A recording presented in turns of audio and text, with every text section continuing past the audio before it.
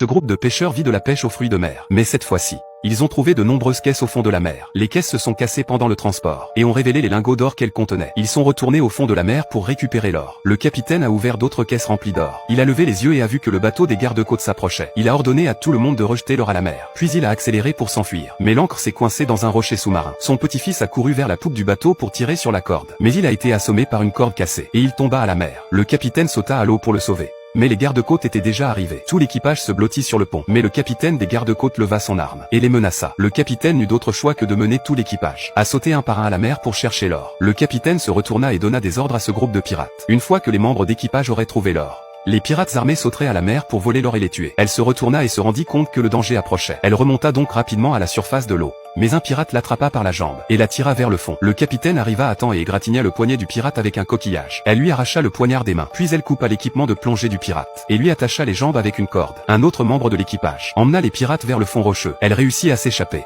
Mais le pirate resta coincé entre les rochers. Le capitaine s'approcha par derrière. Il coupa l'équipement des pirates et commença à remonter. Elle fit signe à ses compagnons. Les deux alternèrent pour remonter à la surface et respirer. Ils se soutinrent mutuellement. La compagne plongea dans les profondeurs marines. Elle a attiré les pirates vers la forêt d'algues marines, où il est resté coincé. Les autres membres de l'équipe sont arrivés, ont attrapé le pirate et l'ont frappé contre le rocher. Après avoir vaincu les pirates, ils ont refait surface. Le commandant des gardes-côtes a tiré. Sa fille a du mal à supporter d'être témoin des actions illégales de son père. Elle courut vers l'avant et frappa son père depuis le bateau. Ne sachant pas nager, elle tomba dans le coma. L'équipage la sauva et la ramena sur le pont. Pendant qu'ils discutaient du plan de sauvetage, le chef des pirates était déjà monté à bord du bateau. Il ordonna à tout le monde de se jeter à la mer. Il n'avait pas d'autre choix et on sautait à nouveau dans la mer. Il a ouvert la boîte. Il a essayé de garder le diamant pour lui. Le membre d'équipage a plongé dans l'eau. Il a accroché l'ancre dans la fissure du rocher puis a rapidement refait surface. Le pirate s'est approché de la poupe du bateau pour retirer l'ancre. Mais les membres d'équipage sortirent leurs pistolets. Ils s'étaient déjà approchés de lui par derrière. La corde se rompit et il trébucha et tomba à la mer.